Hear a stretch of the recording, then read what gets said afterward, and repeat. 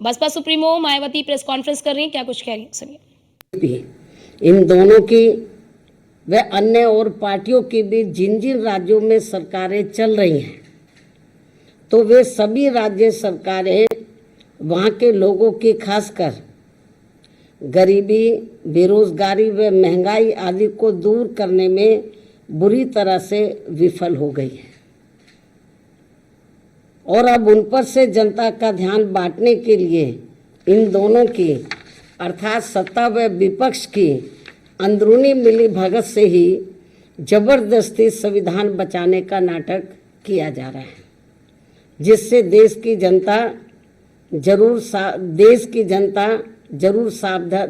जनता को जरूर सावधान रहना है। और अब ये लोग अपने अपने राजनीतिक स्वार्थ में, यानी कि सत्ता और विपक्ष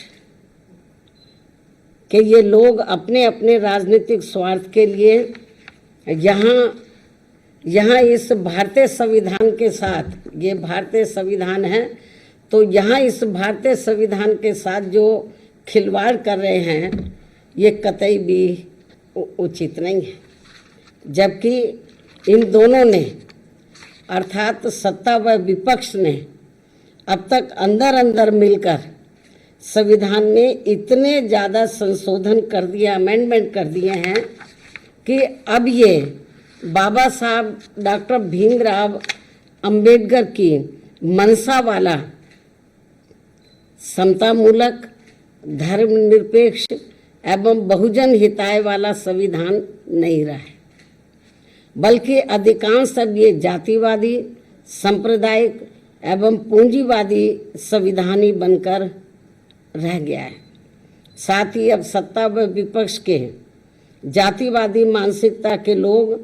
अंदर अंदर मिलकर यहाँ SC, ST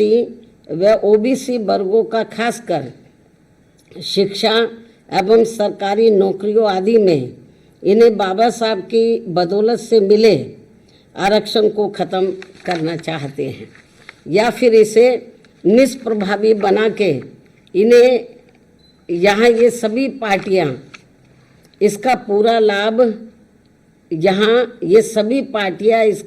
लाभ इन्हें नहीं देना चाहती हैं। इसलिए अब संविधान को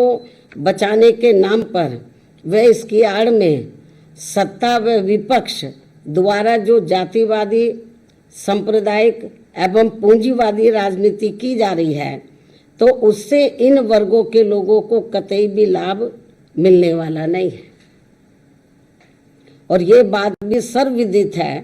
कि इस संदर्भ में खासकर कांग्रेस व बीजेपी एंड कंपनी के लोगों ने अंदर अंदर मिलकर यहाँ अति पिछड़ों के आरक्षण को लेकर आई मंडल कमीशन की रिपोर्ट को भी अपनी सरकारों में लागू नहीं होने दिया था, लेकिन श्री BP सिंह की बनी केंद्रीय सरकार में इसके लागू होने पर भी तब फिर इन दोनों पार्टियों ने, Congress and BJP and company के लोगों ने,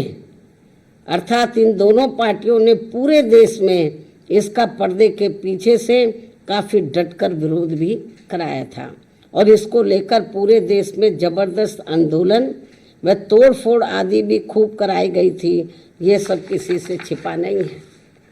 और इन्हीं दोनों पार्टियों ने मिलकर आगे केंद्र में रही कांग्रेसी सरकार के समय में फिर संसद में समाजवादी पार्टी को आगे करके व इनकी मदद से देश में SC व ST वर्गों के सरकारी कर्मचारियों का पदोन्नति में आरक्षण को प्रभावी बनाने के लिए BSP के अति संघर्ष के बाद लाए गए संबंधित संशोधन बिल को भी पास नहीं होने दिया था, जो अभी भी लटका पड़ा है। यूपी में सपा सरकार ने तो SC व ST का पदोन्नति में आरक्षण ही खत्म कर दिया था। ऐसे में सत्ता व विपक्ष ये दोनों मिलकर संविधान को बचा नहीं रहे हैं, बल्कि इसकी आड़ में ये लोग केवल अपना राजनीतिक स्वार्थ सिद्ध कर रहे हैं। चाहे सत्ता हो या विपक्ष हो। और ये दोनों अर्थात सत्ता व विपक्ष के लोग अंदर अंदर मिलकर, ये मिले हुए हैं अंदर अंदर मिलकर संविधान में बाबा साहब के अथक प्रयासों से खासकर SC, ST व OBC वर्गों को मिले आरक्षण को भी खत्म करना चाहते हैं या फिर से निष्प्रभावी बना देना चाहते हैं। और तभी ये लोग पूरे देश में, यही मेन कारण है, और तभी ये लोग पूरे देश में जातीय आधार पर जनगणना नहीं कराना चाहते हैं। विपक्ष कहता रहता है लेकिन जितना उसको गंभीर होना चाहिए उतना है नहीं, ये मिले हुए हैं अंदर। और तभी ये लोग पूरे देश में जातीय आधार पर जनगणना आदि नहीं कराना चाहते हैं, और इस मामले में भी ये लोग अंदर मिलकर केवल अपने वोटों की ही राजनीति कर रहे हैं। इस प्रकार से सत्ता व विपक्ष अंदर मिलकर आए दिन बड़ी संख्या में कर रहे संशोधनों के जरिए, अमेंडमेंट्स के जरिए बाबा साहब के बनाए गए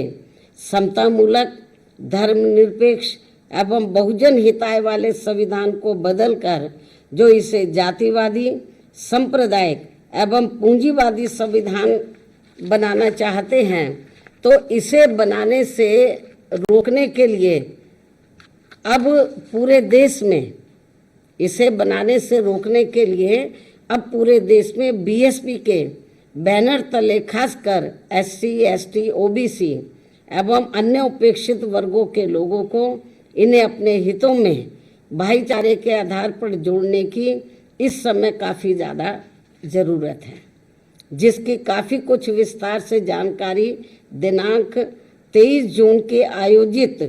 पार्टी की राष्ट्रीय स्तरीय बैठक में दी गई है, जो लखनऊ में आयोजित की गई थी अभी हाल ही, तो उस बैठक में दी गई है, जिस पर पार्टी के जिम्मेवार लोगों को पूरी ईमानदारी व निष्ठा से अमल करने की भी ज़रूरत है। अर्थात अब इन वर्गों के लोग इस ओर जरूर विशेष ध्यान दें। यही BSP की इनसे पुरजोर अपील भी है, वरना फिर इन वर्गों को भारतीय संविधान में मिले कानूनी अधिकार अधिकांश खत्म हो जाएंगे, जिससे अब सत्ता व विपक्ष इन दोनों से बचाना बहुत ज़रूरी है। इस उम्मीद के साथ ही अब मैं अपनी बात यहीं समाप्त करती हूँ। धन्यवाद। जय